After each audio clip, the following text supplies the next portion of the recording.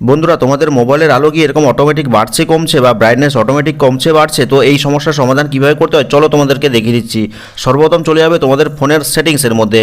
সেটিংসে গেলে কিন্তু অনেকগুলো অপশন পাবে, কিছুটা নিচে দিকে যাবে, নিচে দিকে গেলে একটা অপশন পাবে যেখানে লেখা রয়েছে ডিসপ্লে। তো তোমাদের যদি ডিসপ্লে অ্যান্ড ব্রাইটনেস নামে কোনো অপশন থাকে ওখানে ক্লিক করবে। আর ক্লিক করলে কিন্তু পরের স্টেপে এরকম ইন্টারফেস পাবে। তো কিছুটা নিচের দিকে দেখো একটা অপশন রয়েছে ব্রাইটনেস লেভেল নামে। তো তোমাদের হয়তো এখানে অটোমেটিক ব্রাইটনেস নামে একটা অপশন থাকতে পারে, ওখানে ক্লিক করবে। তো আমার এই ব্রাইটনেস লেভেলের মধ্যেই কিন্তু অটোমেটিক ব্রাইটনেস নামে একটা অপশন রয়েছে এবং যার বাটনটা কিন্তু অন করা রয়েছে।